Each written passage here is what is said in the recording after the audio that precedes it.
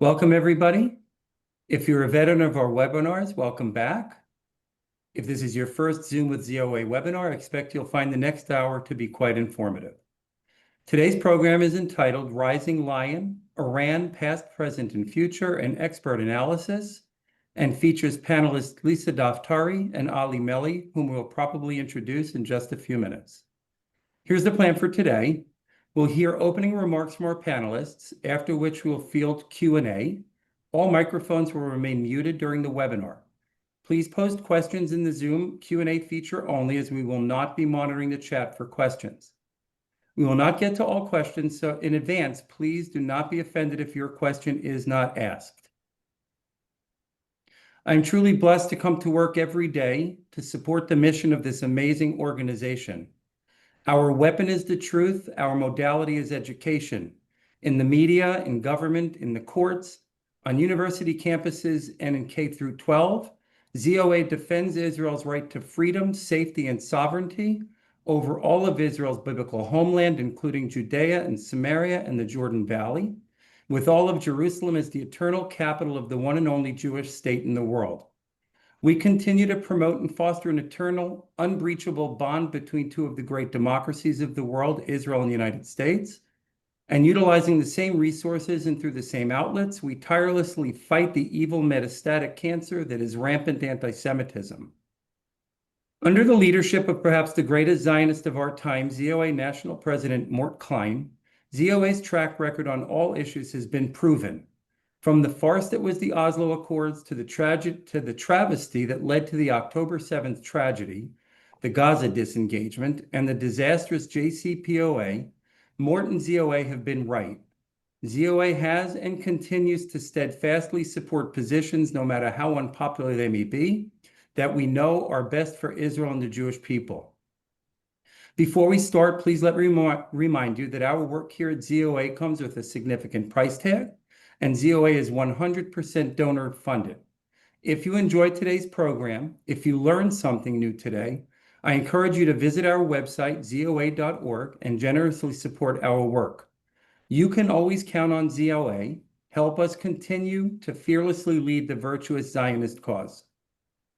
Lisa and Ali are longtime friends and collaborators of ZOA. In fact, a few years back, together, we produced a video entitled No Nuclear Deal, No Nuclear Holocaust that poignantly warned the world about the prospect of a nuclear Iran. Toward the end of today's webinar, my colleague Jackie Schaefer will put a link to the video in the Zoom chat. The video is as meaningful today as it was then, and I strongly suggest that you bookmark the site and watch it. Lisa Daftari is an award-winning investigative journalist, political analyst, and commentator specializing in foreign affairs, national security, and human rights. She frequently appears on major networks, including Fox News, CNN, CBS, and NBC. Lisa is the founding editor of The Foreign Desk, a global news platform with a widely read daily briefing and McCain podcast. A sought-after expert, Lisa has briefed institutions such as the United Nations and the U.S. Congress, and has contributed reports for the Pentagon and White House, including being called to help with the rollout of the Abraham Accords. Lisa holds a master's degree from USC's Annenberg School and is a Carnegie Knight Fellow and currently a PhD candidate at the Institute of World Politics. Fluent in Persian, Spanish, and English, Lisa has received numerous honors, including the Simon Wiesenthal Center's Medal of Valor and the Jewish Journal's Champion of Freedom Award. Lisa is also a trained opera singer and pianist and delivered a TED Talk on fake news in 2019. Originally from New Jersey and New York, she now lives in Los Angeles with her husband and young son.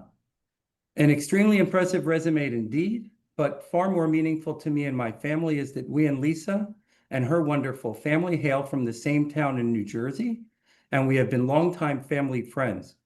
We prayed in the same synagogue, shared simchas and sorrows, and our entire community continues to watch with great pride as Lisa continues to grow and shine.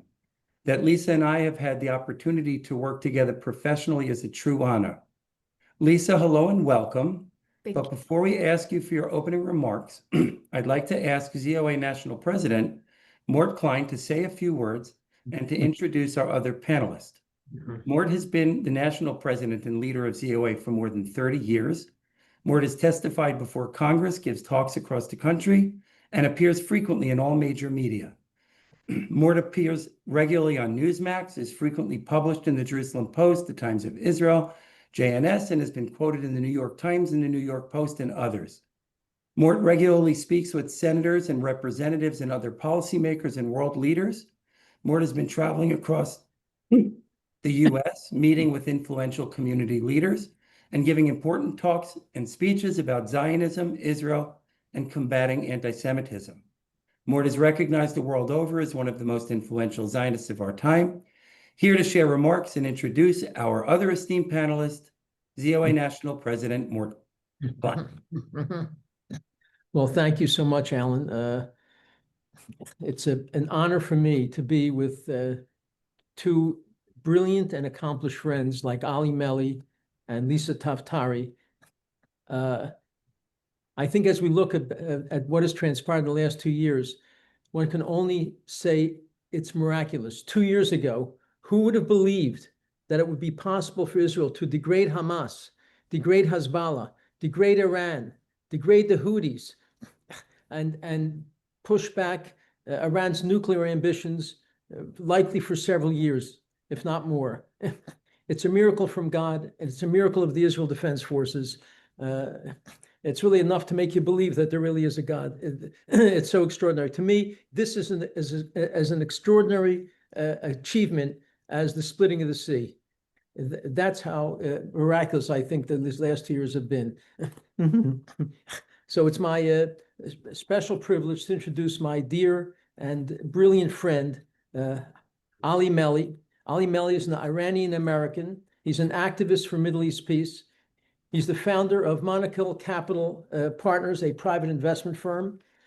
Prior to that, he worked at Goldman Sachs as a partner for 14 years, working in their New York, London, and Hong Kong offices.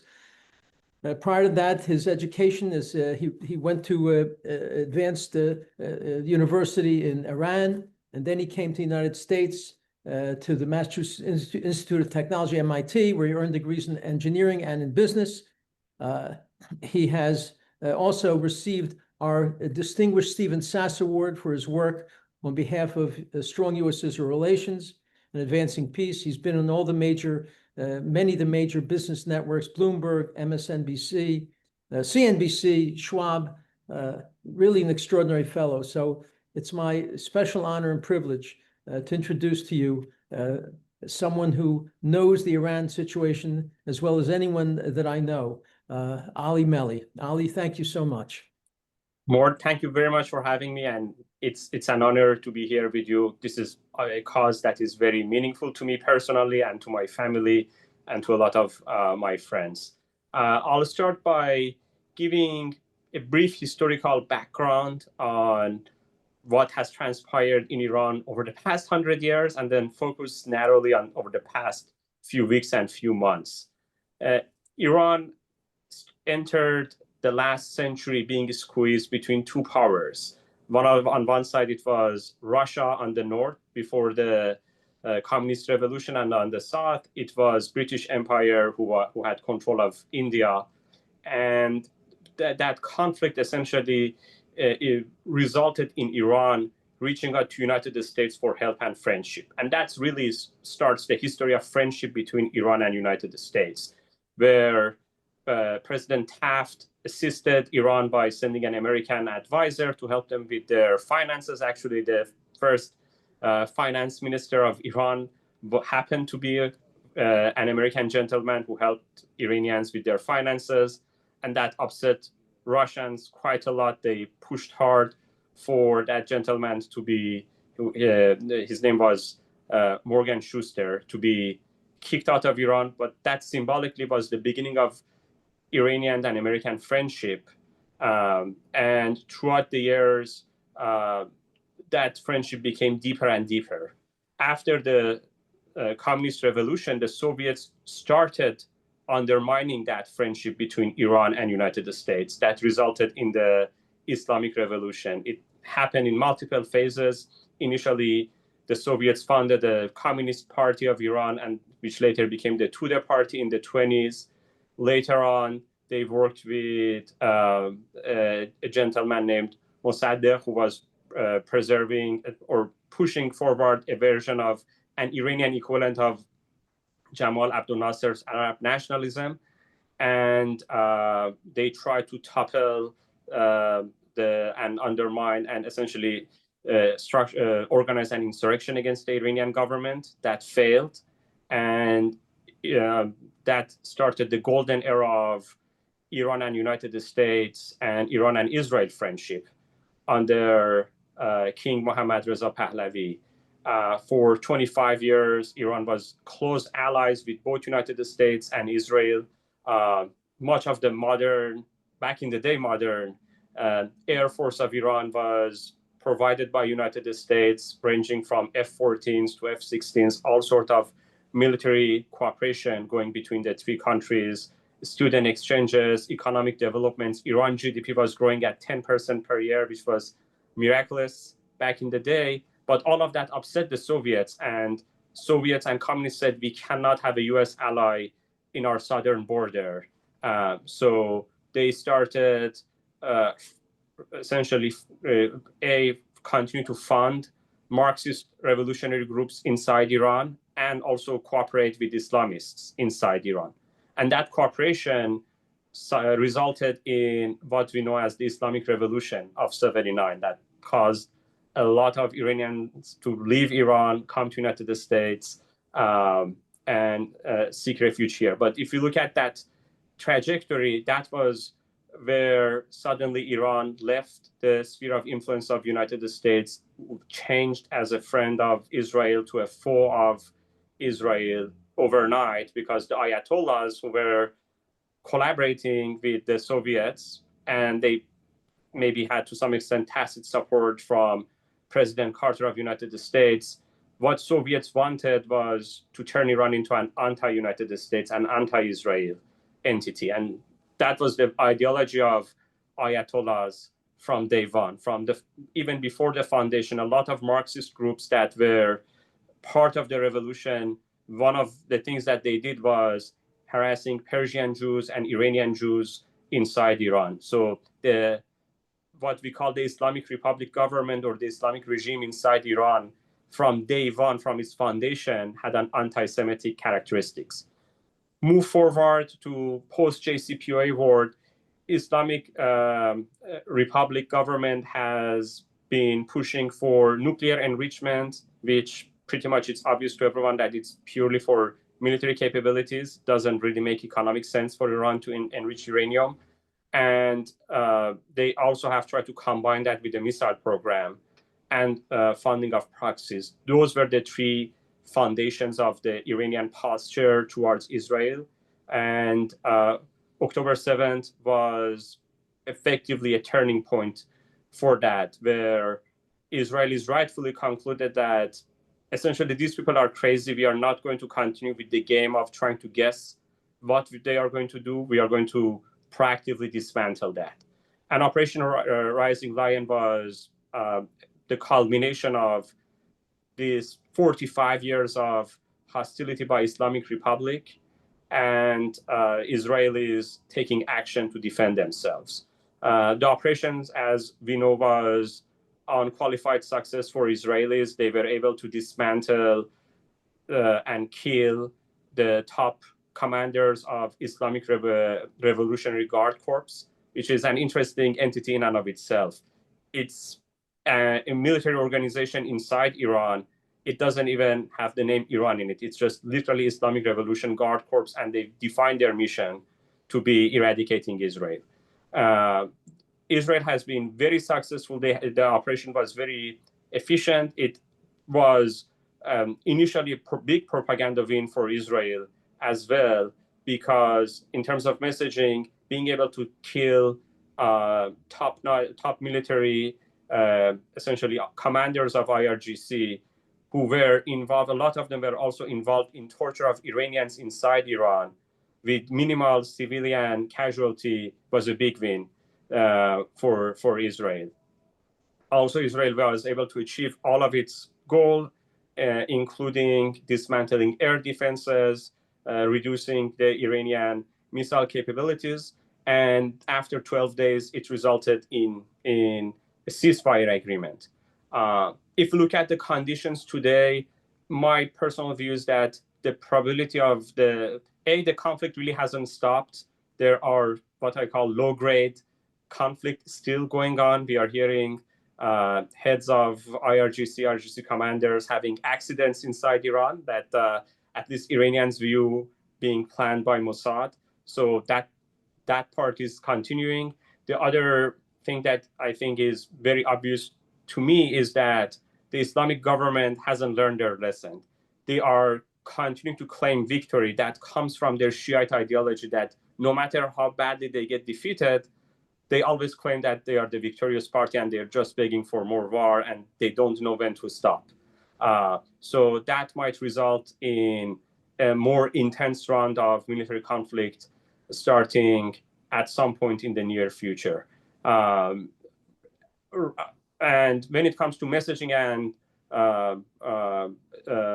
essentially control of public opinions, the Iranian government has tried to respond by appealing to national identity on one hand, and but again, their propaganda tool has really like three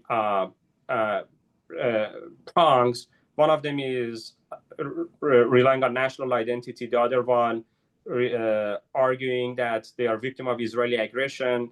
And the third component is going and saying that their internal failures is not the fault of Israel if there is like lack of electricity or services.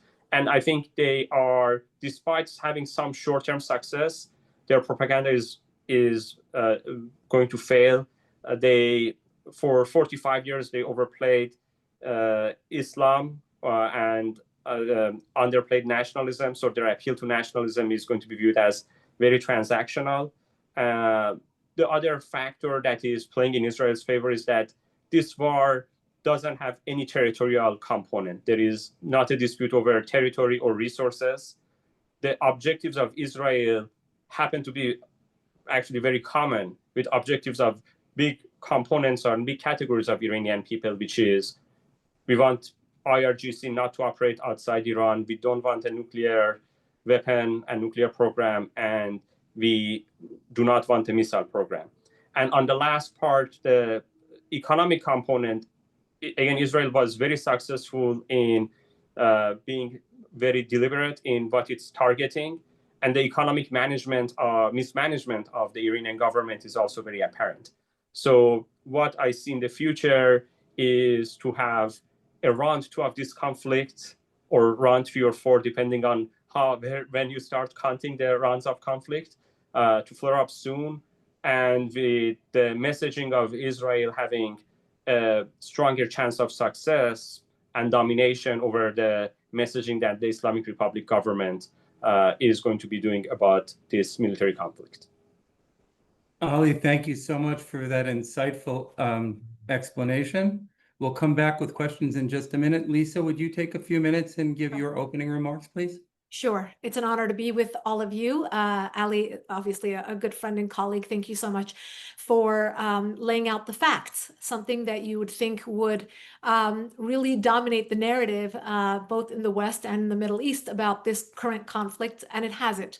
I do want to dovetail a lot of my points to what Ali has laid out, but recently someone asked me, how do you see the situation? And I said, I'm both optimistic and pessimistic.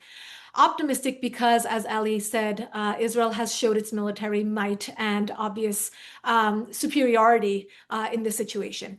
With the pagers and the various very direct targeted hits on the IRGC personnel and the nuclear scientists and all of it. I mean, obviously, Israel's deterrence and superiority was established militarily. On the other hand, you would think that the narrative about October 7th or the various intifadas that we've had, but let's look at October 7th obviously being the climax. You would think that a sovereign nation the size of New Jersey being attacked on multiple fronts by multiple proxies, all terrorists who have American blood on their hands, by the way, and I will get to that in a moment, attacking one sovereign state would result in getting the compassion of those here in the West, whether it's in the media, in Congress, in the universities, obviously, among influencers with millions and millions of followers, but it did just the opposite. And that is where my pessimism comes from. The fact that here in the United States, for example, that narrative has completely shifted to an anti-Zionist, anti-Semitic narrative. And before, nobody knew what the word Zionist even meant. And now, influencers are canceling, beauty influencers and actors and actresses and calling them Zios as if that is, such a strong criticism of one being, a bigot or somebody who is a supporter of genocide and all the other lies that follow. And the fact that these lies have not been rooted out since October 7th and only continue to get worse, obviously the mayoral race in New York City being something that really manifests all of that. And just, Americans, voters, the educated class, and we see who voted for him is the educated class, not understanding the threat of the extremism or the anti-American rhetoric that comes from him and his family. And that's really the next thing I want to get to is really the perspective that we all as supporters of Israel have regarding this war, this conflict here in the United States. Something that I talk about a lot, whether it's in media or in my speaking engagements, is the view that we are pro-Israel because we are Jewish or because we have some sort of tie to the story, to that narrative. I recently gave a talk to a libertarian group, mainly Christians, and one man during the Q&A came to the podium and said, as a Jew, I support Israel, and then went on to ask his question. And before answering his question, I said, why did you say as a Jew? Why didn't you say as a human being, as somebody who is logical, who understands political science, somebody who is living, breathing, and understands the facts? And really, that's what it comes down to. I mean, if we allow this fake news narrative to marginalize the supporters of Israel to only those who are either churchgoers or Jews or Israelis, that's a huge mistake, and it's a big loss for all of us. For example, the fact that America got involved in this war. There are so many, whether you go on X, social media, the news, that are calling this the Israeli war, and therefore the United States was under Bibi's thumb, and they got involved because of the pressure that these Zionists are putting on the United States and billions of dollars that we give them. I want to really correct this narrative, and really for people who do care about this, these are the important talking points: that we do not give checks to Israel out of charity. We do not support Israel because we are under the influence or spell of Bibi Netanyahu. The relationship between Israel and the United States is ironclad because it's a symbiotic relationship, and we benefit as much as Israel benefits from this relationship, and people have to understand that. This is not just Israel's war, this is America's war as well. The Iranian regime has American blood on its hands. Its proxies have American blood on their hands. Whether you look at the hostage crisis, whether you look at the 240 or so Marines that were killed in Lebanon in 1983. And since then, how many times have we been targeted and continue to be targeted by their proxies, the Houthis shooting at our assets in the Red Sea as we speak? So I think this is a very important pivot that needs to be made by those who support Israel, by those who care about this war going forward, and not to allow this to be something that is, just for Jews or just for Christians or just for evangelicals or whomever it may be. This is an infiltration campaign here in the West.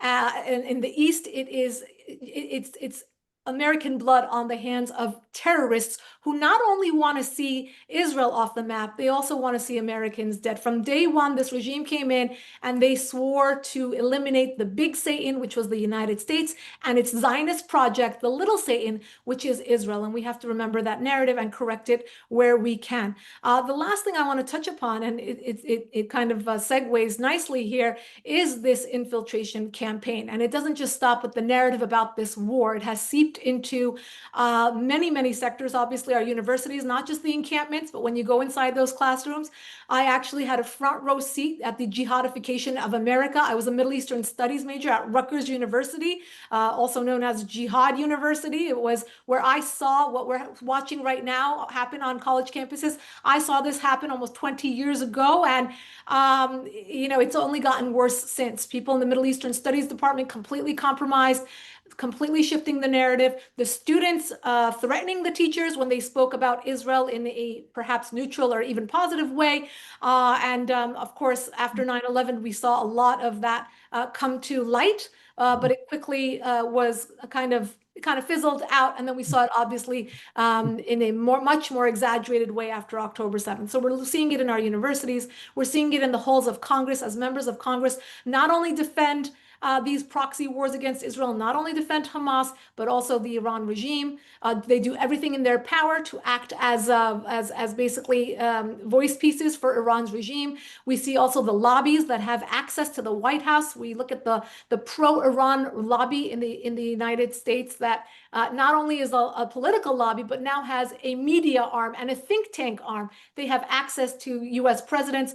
Thankfully, not under this administration. They're a bit more careful. And of course, the media completely compromised with the narrative. So I encourage everyone to go a bit deeper, to not only look at anti-Semitism, but also anti-Americanism. That's where we can get more partners on this, because it is not just a threat for Israel. It is a major threat. And going forward, this will not, the war in the Middle East will end before the war ends here in the United States. And that is the war for hearts and minds that has climaxed so exaggeratedly in the last 2 years since October 7th, but is something that we must root out, call out, and get ahead of.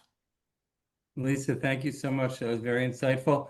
Mort, do you have questions and comments that you'd like to ask of Ali and or Lisa? Well, thank you for two really fabulous descriptions of what is going on in Iran. I've certainly learned quite a bit. I appreciate it. I might add, you mentioned Rutgers, Lisa. ZOA sued Rutgers under Title VI for their harassment and discrimination against Jewish students. Just like we've sued Duke University, UNC, public high schools, many other places. And I might add, ZOA alone launched a 6-year campaign to change Title VI to cover Jews. It never covered Jews. We begged other organizations to help us, to be involved, to try and make this important change. They refused. And we accomplished this on our own. Every lawsuit you read about against University of Harvard and Berkeley, wherever, without ZOA having changed Title VI to cover Jews, none of these lawsuits would have been possible. And that's really the uniqueness of ZOA. I might add, I was just in Israel with all the heads of organizations. And Michael Oren came to speak to us, the former ambassador from Israel to the United States. He gave a speech. He asked for questions. I raised my hand. He said, Mort, before you ask your question, I want everyone in here to know that I'm going to acknowledge the fact that you and ZOA have been right about everything. Michael Oren, a liberal labor guy, has said this in front of all the other organizations. My question really is, what do you think about the fact that after 12 days, the American administration, I think more than anyone else, urged the ceasefire? Do you agree with the ceasefire after 12 days or not? Do you think it is critically important to eliminate this regime with respect to what's important for Israel and the world? Or can it just remain this way? Should Israel and America be working to destroy the regime? Or should they strengthen citizens groups to motivate them to work to destroy this terrible Islamic Nazi-like regime? Yeah. What are your thoughts about that? Are you asking me? Go ahead, Lisa, you go first. Okay, so I think the one thing that Israel has learned in its 6 years of existence is that its wars cannot be micromanaged or dictated by anyone but Israel. I think the 12 days was premature. I think I should say all three parties, the United States, Israel, and the regime, wanted it to end, and they actually wanted to see this not escalate. But Israel had a different agenda. This was a defensive war. They need to eliminate the existential threat. And to your question about should this regime stay or should it go, the definition of this very regime is to have its nuclear weapons, to have its cyber military, to have its besiege, to pour acid on the faces of innocent girls, to beat to death those women who show just a little bit of hair. That is the way they stay in power. That is the definition of their existence. And I want to remind everyone that they are not suicidal. They're sadistic. So they will do whatever it takes, including killing their own, to stay in power. And I think the issue we have here in the West, and I wrote an op-ed on this entitled, "Not All Regime Changes Are Created Equal." Here in the West, particularly under Republican administrations, there is a PTSD about regime change because of our failures in Afghanistan and Iraq, perhaps Libya. Anytime we got involved and we didn't see it through because we didn't really have a plan. And so, yes, the vacuum that we created made the situation worse. Iran's regime and the Iranian people do not fit inside of that calculation. The Iranian people, they want democracy, they want freedom. I want to remind people that the original Arab Spring, they're not Arab, they're Iranian, but it kind of was inspired by the 2009 Green Revolution. The Iranian people are the first freedom fighters in the Middle East to say, hey, wait a minute, this is not a regime that fits us. We want our actual freedoms and we want this regime gone. So I think it is a loss of an opportunity for the American administration, whomever that might be, left, right, or center, to lose the opportunity to work with an ally of 90 million people, the majority of whom do not want this regime. I think if we truly want to see a stable, peaceful Middle East, then this regime has to go. Ali, do you have any thoughts on that question? Sure. I also think that the ceasefire after 12 days was premature. And I think I would just maybe have some level of empathy for the Western administration and President Trump on that front. Reason being that they might not be familiar with the depth of Shiite irrationality. It is, to me, like you do need to go and eliminate them and not just let them exist in a weak state, because if they exist, no matter how weak, they will always claim victory, and they would only say that the reason that they were not victorious the last time to the end is because they were not fighting harder. That's the mentality of the Shiite, essentially clergy that run Iran. And maybe to a Western rational mind, that's not understandable. But it's the same ideology that creates suicide bombers. So to some extent, maybe they needed to try, but I think soon they will learn their lesson that if the goal is to stop enrichment, and if the goal is to stop the missile program, and if the goal is to stop the proxies, let's say those are the three objectives of Israel and United States, they would realize that they cannot achieve that with this current regime in Iran. It's very clear. Today was the second time that the supreme leader of Iran was giving a sermon, and in his speech, his mindset is we should just keep fighting harder. Thank you. Mort, do you have any other questions for right now, or should I go to questions from the... Let's go to questions from the audience. Great. So there are a couple of questions coming in. Lisa, maybe you take the first one.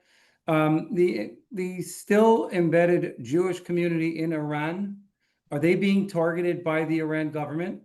Yes.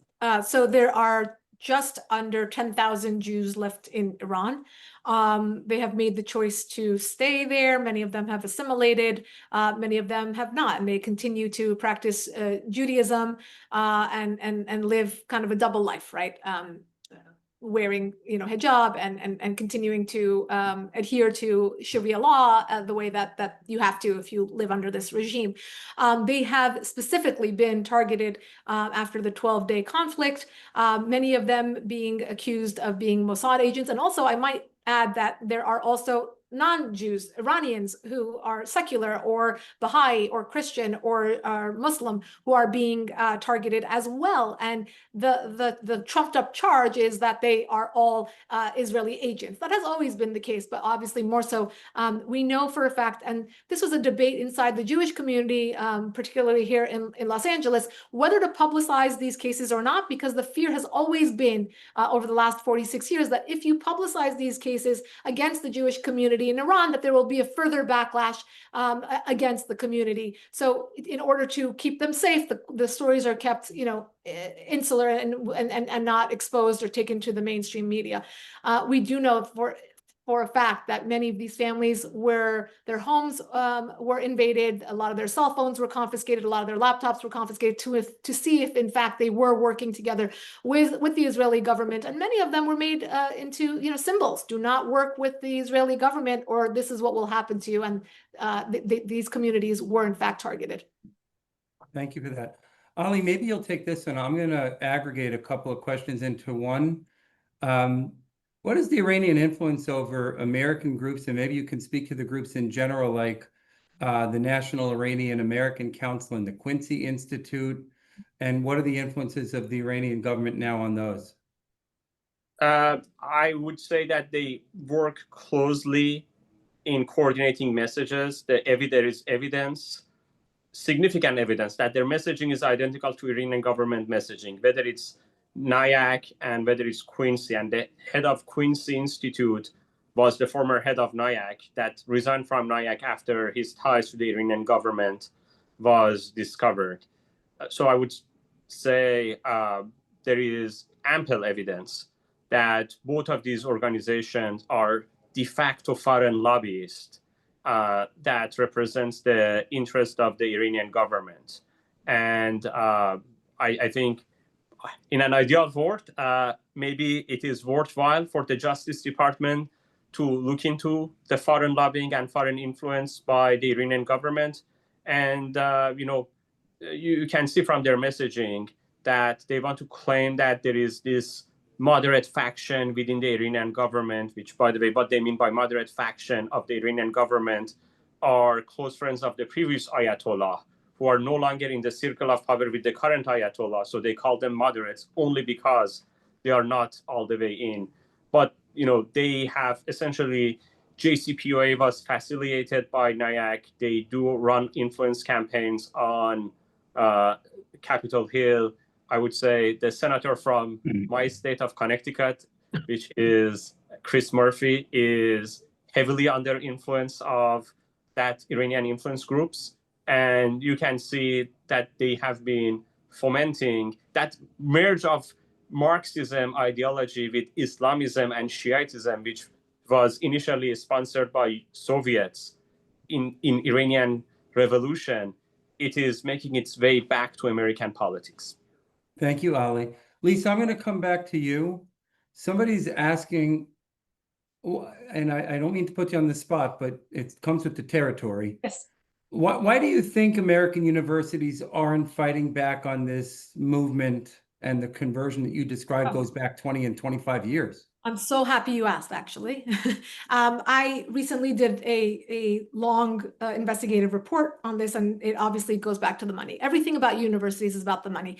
Qatari checks are coming in, and with that comes, a whole long list of access points that they want. And that includes the talking points, and that includes picking the chairs of the department. Something that I just said in a talk I gave was that, when the Smith or Cohen family give money to a certain university, their name goes on the outside of the building. But when the Qataris or the Iran regime gives money, they go inside the building. They choose the professors. They choose the students who will receive scholarships. They come up with the talking points. And it's not just universities, by the way. Part of my reporting included K through 12 education. I mean, there's so much money and influence going into this endeavor, and it's worked. It's absolutely worked. When you look at young, whether it's students in college or even below that, They have a very skewed view of the United States. They're not proud of our foundations. They're not involved in civic engagement. They obviously are anti-Israel. They are anti-American, and it goes down the line. And this all has to do with this influence, this infiltration. To Ali's point, I think this part of this campaigning is the messaging. First, during 9/11 and the aftermath, the Iran regime started the campaign, which made Islamophobia a term. It actually made it a term. It wasn't a term before that. After that, they popularized this concept through op-eds and these so-called experts that come onto the major cable networks. It's not just the Nyack and Quincy. There are other individuals who are absolutely on the regime's payroll that will come on and say that the next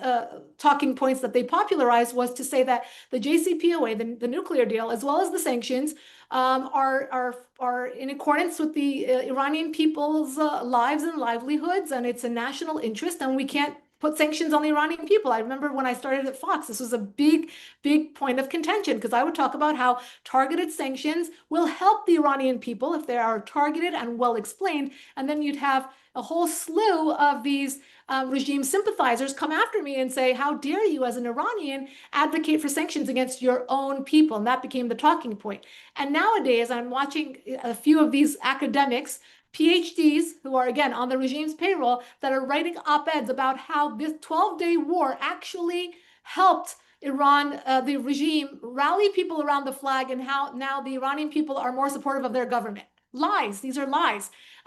So these are the op-eds that are getting published. These are the experts that are going on our cable news channel. So this is why. It's about money, influence, and access. I want to mention, if I may, it's more, you mentioned Islamophobia. There was no such thing as Islamophobia. A phobia is an irrational fear of something, irrational. It is perfectly rational to fear these Muslim regimes, to fear even Islam and the way it's practiced, the way it's used.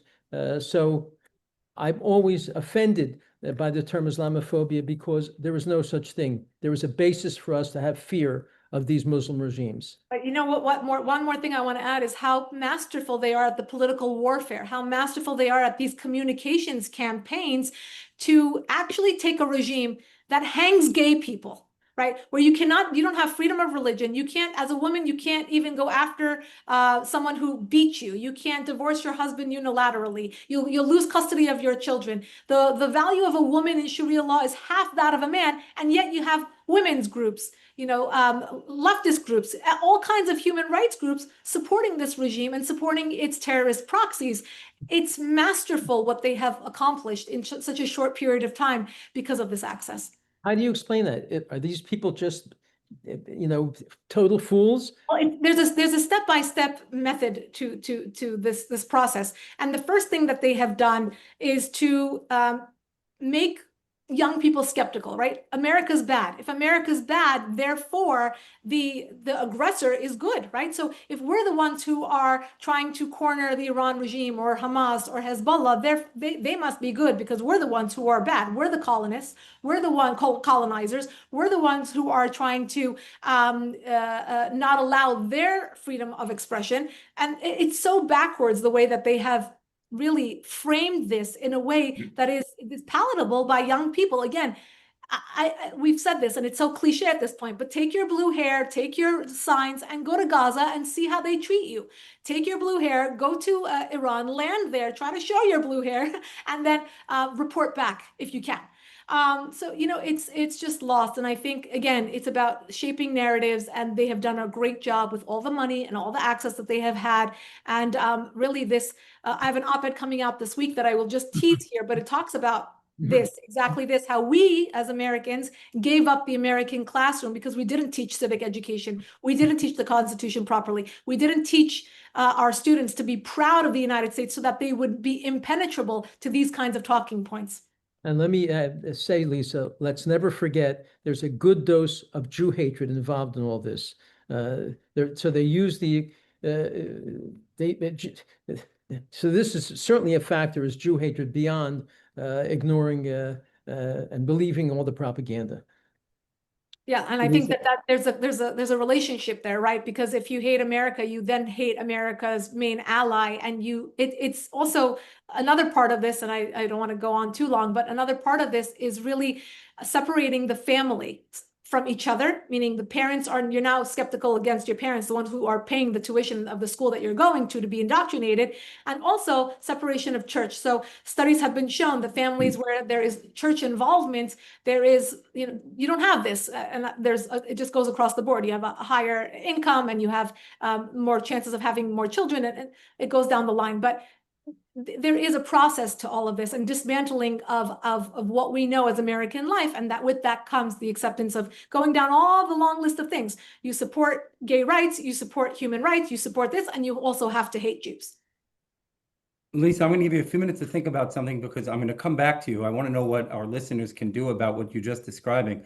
But I want to pull Ali back in. Ali, there are a couple of questions that I think are best addressed by yourself, and they're addressing international entities like Qatar, Turkey, and their relationship with Iran, and the existential threats and dangers to American Jews and Israel.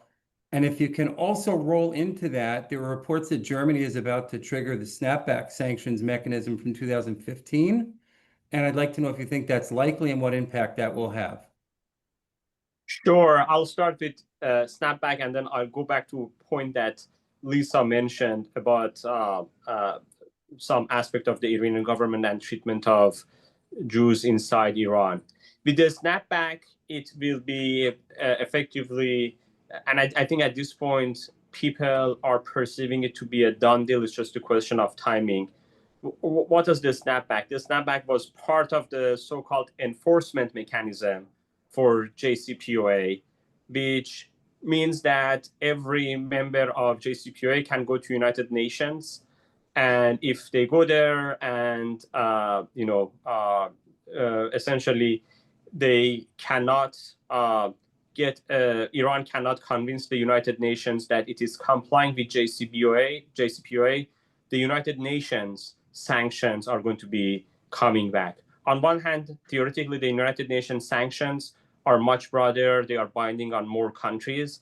On the other side, I think the sanctions under President Trump have been so effective that maybe the incremental pain of the snapback mechanism is not that much.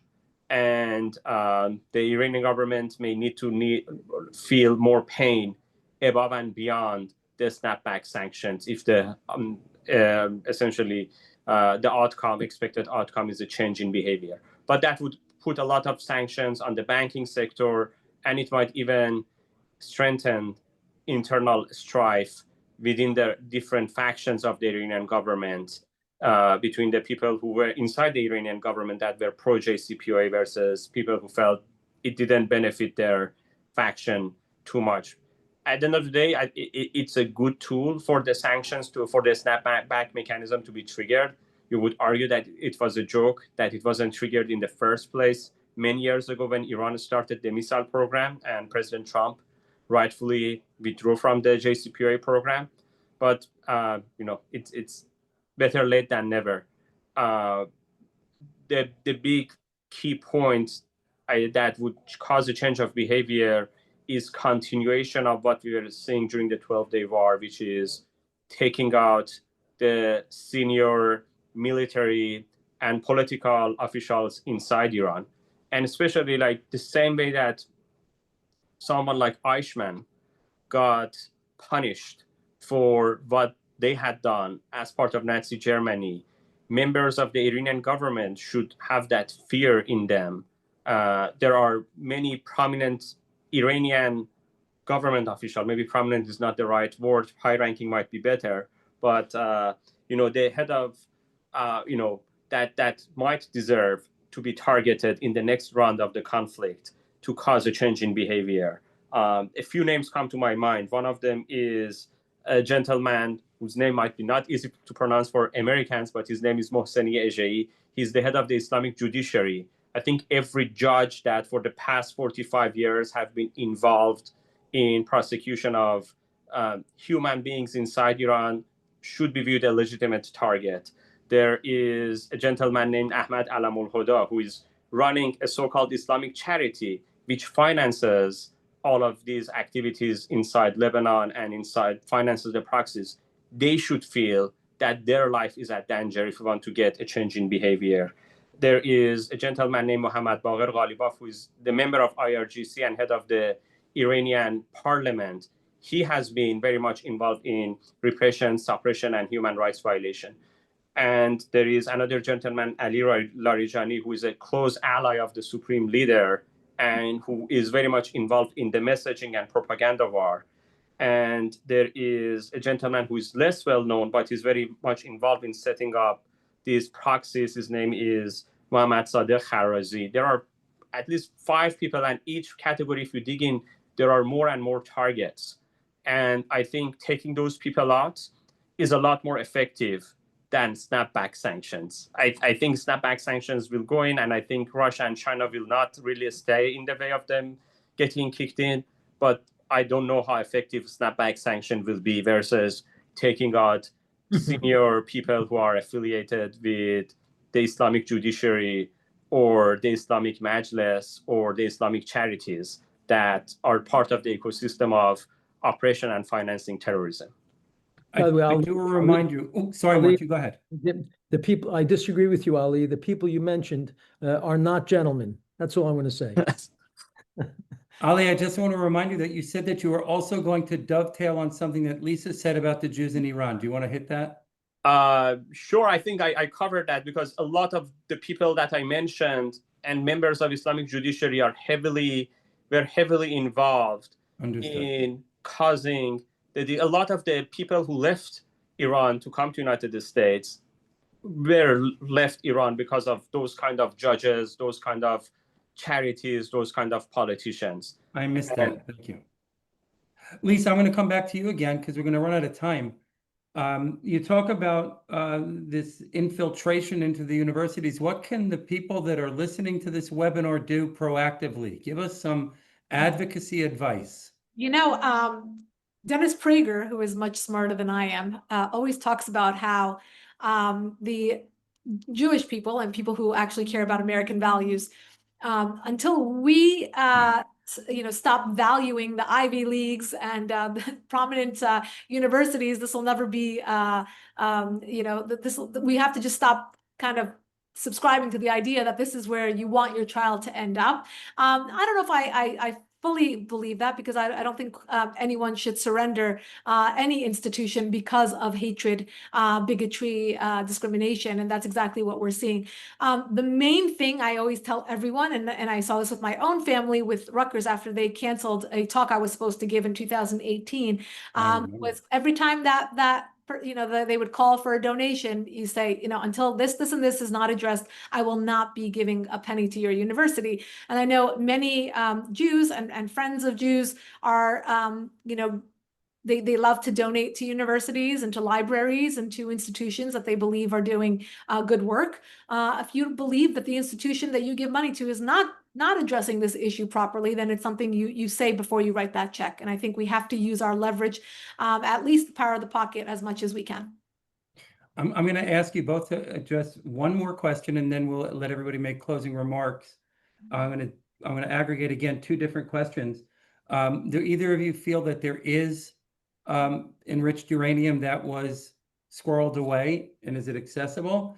And a similar question, one of our listeners is asking if you feel that Iran, rather than enriching their own uranium and creating their own bomb, would they purchase or procure a bomb from someone else that could provide that danger? I'll be very brief. I will let Ali take this, but I think there is absolutely residual left or transported, because they designed this nuclear program at a snail's pace, because of a day like this that they knew would be coming. That is why we saw 12 sites. That's why we saw such the depth and the way that it was created underground with 13 feet concrete walls. They actually were creating it to be safe from, or not vulnerable to this kind of attack. The second issue is something that I've always feared, that China, Russia, Hezbollah, that they would help out, they come to their aid. But in the 12 days, we didn't see anyone come to the regime's aid, which was very eye-opening that they were completely isolated. They gifted 150,000 missiles to Hezbollah. Hezbollah has been so badly defeated that they didn't even fire one missile in support of the regime's campaign. China, Russia, mom was the word. I mean, the regime even thought about closing off the Suez Canal, and China just gave them one message: don't. And I thought that was very, very telling of, they may have this strange relationship of this access of kind of moving around Western isolation, but they actually are just in it for themselves. And I think China's tied up with their own interests and expanding their own influence, and Russia, of course, involved in their own catastrophes that they have to work out. So I'm not worried about that as much. But I will say one thing, and I've said this to the Israeli government when I brief them, I've said this to members of Congress when I brief them: when we're dealing with this regime, we should always work with the assumption that they either have the bomb or they're very close to it, even after this 12-day campaign. Because the very definition, Ali touched upon this and I touched upon it as well, the very definition of this regime is to have nuclear weapons in order to stay in power. So it's synonymous. If they're in power, they will be working towards a nuclear weapon and militarization, and they won't be working at a snail's pace at this point. Thank you. Mort, do you want to make a couple of comments before I ask Lisa and Ali for closing comments? Well, I would urge everyone in some small way that you can do to promote what is right about this terrible situation. Go on social media. I urge everyone, go on social media, do a few sentences, support America and Israel's war against Iran and against the Palestinian Authority and against Hamas. Go on Facebook, go on TikTok, all social media. Write letters to members of Congress. They monitor every single letter they get in Congress. Write a letter, 2 or 3 sentences enough, supporting what Israel and America is doing, and otherwise. Write an op-ed if you possibly can. Give talks at your churches or synagogues on these issues. Social media is filled with lies against Israel and lies about Iran in this situation. We need to fight back by exposing these lies and by promoting the truth on these issues. And I think it's important for all of us to demonize the Palestinian Authority, demonize the fact that they pay Arabs lifetime pensions to murder Jews. They spend $400 million a year paying people to murder Jews. When I speak in college campuses, the kids are shocked. No one knows about this. It's extraordinary. So I think we have to demonize the demons and fight back on social media against the lies of genocide, for God's sakes, the lies of apartheid, the lies of even a Palestinian state. Not only would it be a terrorist state, Israel's offered them a state 4 times in the last 20 years, 8 times in the last 80 years. The Arabs have turned it down each time. Why? Because they're required in these deals to say, we support Israel as a Jewish state. They say, we will never do this. So we must fight back in the social media and wherever we can to make our voice heard for what's right and truthful, to oppose all the horrible propaganda. Thank you, Mort. Ali, would you like to give some closing thoughts and comments?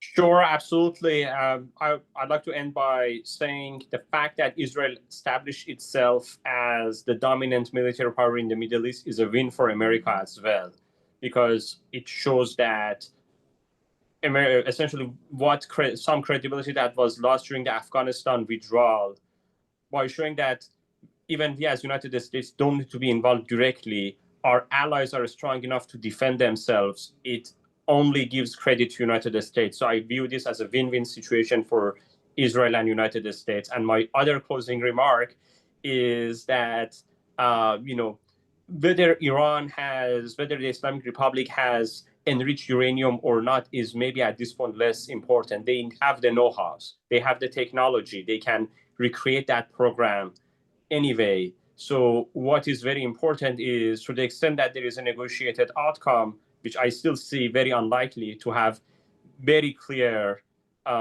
enforcement mechanism, not what was in JCPOA. And to the extent that they are not willing to give up to that, the Iranian government needs to be punished by making sure that the decision makers who are torturing people inside Iran are fearful for their own lives. Thank you, Ali. Lisa, closing remarks? Yeah, I think it's very easy to feel outnumbered, outmaneuvered, outfunded by this movement and what's transpired. But what gives me optimism is the Abraham Accords, watching leaders in Saudi Arabia, the UAE, Morocco, Bahrain, the list goes on, these more moderate Arab states who agree with us that Iran's regime should be stopped and therefore are a partner in allowing peace and prosperity and allowing Israel to live freely and safely in the Middle East.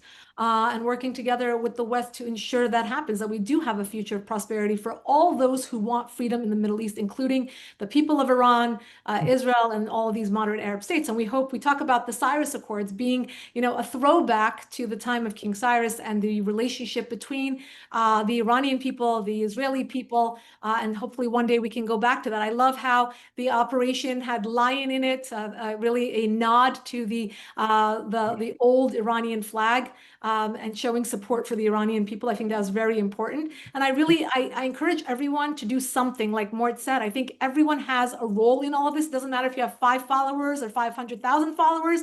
Everyone can write a letter, make a post, have some kind of voice in this, and also reach out to other partner groups. We've lost that. There's now voices inside the right wing and Christian communities that are against Israel and are bigger anti-Semites than the ones on the left. So let's reach out to the partners that we can. Many inside the African American community, the Hispanic community, Iranians like Ali. There's no one like Ali. He's really the best advocate. But there are many Iranians of many different ethnicities and religious backgrounds and other moderate Arabs who will work side by side the Jewish community to make sure that we have a safe and a stable future for the Middle East and Israel as well.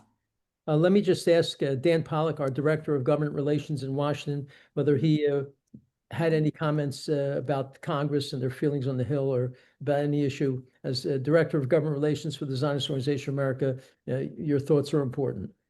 Thank you so much. We're excited about the possibility of snapback. I agree with Ali completely about its relative worth, but it's an important step if it occurs.